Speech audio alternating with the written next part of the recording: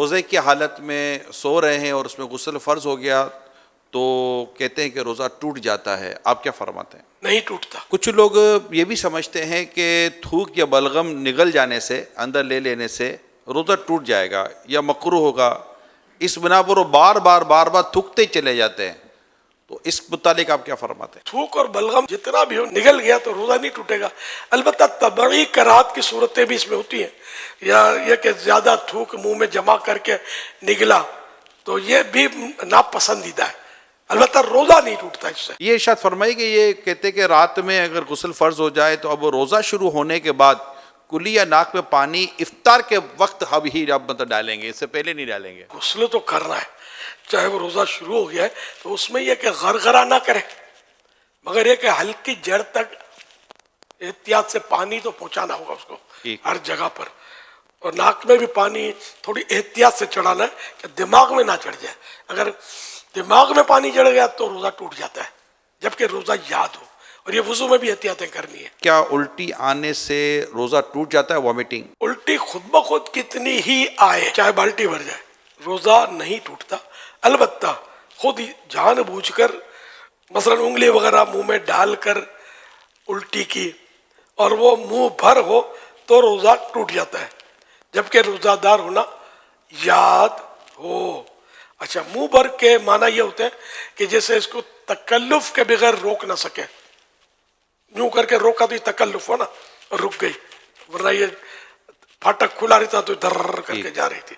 تو اس صورت میں بھی روزہ توڑنے والی ہی یہ قے ہے. کہتے کہ حالت روزہ میں مسواک نہیں کرنی چاہیے، آپ کیا فرماتے ہیں؟ غلط فہمی ہے. جس طرح روزے کے علاوہ مسواک سنت ہے، اسی طرح روزے میں بھی سنت ہے. کوئی اس میں احتیاط ہے؟ احتیاطیں ہیں اس میں کہ بہتر یہ ہے کہ ایسی مسواک استعمال کی جائے جس کا ٹیسٹ اور ٹیسٹ یا ریشے منہ میں نہ رہ جائے. اگر مسواک چبانے سے ریشے چھوٹے یا مزہ محسوس ہو تو ایسی مسواک روزے میں نہیں کرنا چاہیے. اگر روزہ یاد ہوتے ہوئے مسواک چباتے، دانت مانجتے، مسواک کرتے ہوئے اس کا ریشہ یا کوئی جز یعنی حصہ حلق سے نیچے اتر گیا اور اس کا مزہ حلق میں محسوس ہوا تو روزہ فاسد ہو یعنی ٹوٹ جائے گا. اور اگر اتنے سارے ریشے حلق سے نیچے اتر گئے جو ایک چنے کی مقدار کے برابر ہوں تو اگرچہ حلق میں ذائقہ محسوس نہ ہو تب بھی روزہ ٹوٹ جائے گا. یہ بھی یہ بات آئی ہے کہ جب تک اذان ہوتی رہے سحری اور کھانا پینا جاری رکھا جا سکتا ہے. روزے سے اذان کا تعلق نہیں ہے. افطار بھی اب جہاں مسجدیں نہیں ہیں، آواز ہی نہیں آتی اذان ہوگی تو کیا کریں گے؟ تو اس لیے وہ ان کا تعلق اذان سے نہیں ہے، اوقات سے، ٹائمنگ سے. تو سحری لوگ کرتے ہیں کہ ادھر کی اذان کی آواز آ رہی ہے، ادھر کی اذان کی آواز ابھی نہیں آئی، تو یہ علم کی کمی کی وجہ سے ایسا کرتے ہیں. ایسا کچھ نہیں ہے. ٹائم اذان نماز کے لیے ہوتی ہے. کہتے ہیں کہ یہ چوٹ وغیرہ لگنے پر جو خون نکل آنے یا خون ٹیسٹ کروانے سے روزے پر کوئی اثر نہیں پڑتا، آپ کیا فرماتے ہیں؟ درست ہے جس نے کہا کہ روزے پر کوئی اثر نہیں پڑتا. روزے میں انجیکشن لگانے سے کیا روزہ ٹوٹ جائے گا؟ جی نہیں. اب یہ کہا گیا کہ روزے میں عطر یا خوشبو سونگھنے سے روزہ ٹوٹ جاتا ہے، یہ بھی غلط فہمی ہے. روزے پر کوئی اثر نہیں پڑتا اس کا. کچھ لوگ سمجھتے ہیں کہ جو مرض یا کسی اور درست عارضے یا بغیر عذر کے روزہ چھوڑ دے تو فدیہ دینا اس کا متبادل ہے، اس کا نعم البدل ہے. جی نہیں، ایسا کچھ بھی نہیں ہے. صرف وہ شیخ فانی کے لیے کہ ایسا بوڑھا آئندہ اس کو روزہ رکھنے کی طاقت آنے کی امید نہیں ہے، ایسا کمزور پڑ گیا ہے، روزہ برداشت ہوتا ہی نہیں ہے، تب جا کر فدیے کی صورت بنے گی. اس میں بھی یہ دیکھنا ہوگا کہ اگر یہ گرمیوں میں نہیں رکھ پا رہا، یہ سردیوں میں رکھ لے گا تو رمضان شریف اگر گرمی میں تو سردی میں قضا کر دے، فدیہ اب بھی نہیں ہے. اچھا، اب بھی یعنی کہ دونوں سیزن میں اس کی کیفیت ہے کہ نہیں کر سکے گا یہ روزہ رکھ، اور اس نے فدیہ بھی ادا کر دیا. ایک روزے کا فدیہ ہوتا ہے ایک صدقہ فطر کی مقدار. تو اچھا، اب اس نے فدیہ بھی دے دیا، سب کچھ کر لیا اور پھر اس میں طاقت آ گئی روزہ رکھنے کی تو وہ فدیہ نفل صدقہ ہو گیا. اوکے. اور روزہ قضا کرے.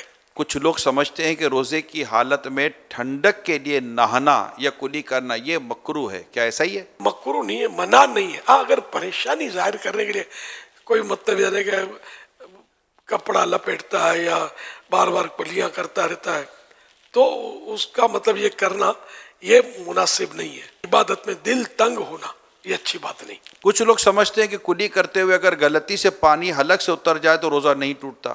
اگر کلی کرتے ہوئے روزہ یاد ہے اور پانی حلق سے نیچے اتر گیا تو روزہ ٹوٹ جائے گا، اور اگر روزہ یاد نہیں ہے تو چاہے جان بوجھ کر پانی اتار دیا حلق سے نیچے تب بھی روزہ نہیں ٹوٹے گا۔ یہ بات بھی ہے کہ جو خواتین پریگننٹ ہوتی ہیں، حاملہ ہوتی ہیں، یا دودھ پلانا ان کو ہوتا ہے تو ان پر روزہ فرض نہیں ہے۔ ان دونوں صورتوں میں تو ایسا نہیں ہے کہ روزہ فرض نہ ہو، البتہ بچے کی جان کا یا بچے کی ماں کا یعنی کہ جان کا خطرہ ہے یا کوئی سا مرض ہو سکتا ہے کہ جو علاج مشکل ہو جائے گا، سخت مرض جس کو بولتے ہیں، اس طرح کی کوئی عذر ہو تب جا کر روزہ بعد میں قضا کرنے کی اجازت ملے گی۔ صرف اس کو مطلب یہ کہ حاملہ ہے یا دودھ پلاتی ہے، صرف اس وجہ سے اجازت نہیں ملے گی۔ دودھ میں بھی یہی ہے کہ مطلب اگر وہ دودھ پلائے گی تو وہی جانوں کے خطرے ہیں، اتنی کمزور پڑ جائے گی کہ دم توڑ دے گی، یا بچے کو دودھ نہیں پلائے گی بچہ فوت ہو جائے گا، تب جا کر روزہ چھوڑنے کی اجازت ہے، اور بعد میں قضا پھر بھی فرض ہے۔ اگر خون کی کمی ہے تو ویکنیس ہے، اس کی وجہ سے ویکنیس ہے، تب کیا روزے میں کوئی رعایت ہے؟ اس طرح کے جو بھی امراض ہیں تو اس میں یا تو اپنا تجربہ ہے کہ مرض بڑھ جاتا ہے، یا یہ کہ جان کے لالے پڑ جاتے ہیں، خطرہ کہ جان چلی جائے گی یا عقل چلی جائے گی وغیرہ، ایک تو اپنا تجربہ ہے تو روزہ قضا کرنے کی اجازت ملے گی، یا کوئی خوف خدا والا ڈاکٹر، بعض ڈاکٹر بات میں کہتے ہیں روزہ مت رکھو، لیکن کوئی خوف خدا والا، اللہ اور رسول کی باتوں کو سمجھنے والا، ڈرنے والا، وہ اگر مشورہ دیتا ہے تو پھر اس کے مشورے پر وہ روزہ نہ رکھے اور بعد میں قضا کر لے۔ وہ یہی کہ اگر جو میں نے صورت بتائی کہ مرض بڑھ جائے گا یا دیر میں اچھا ہوگا یا جان چلی جائے گی یا عقل چلی جائے گی وغیرہ،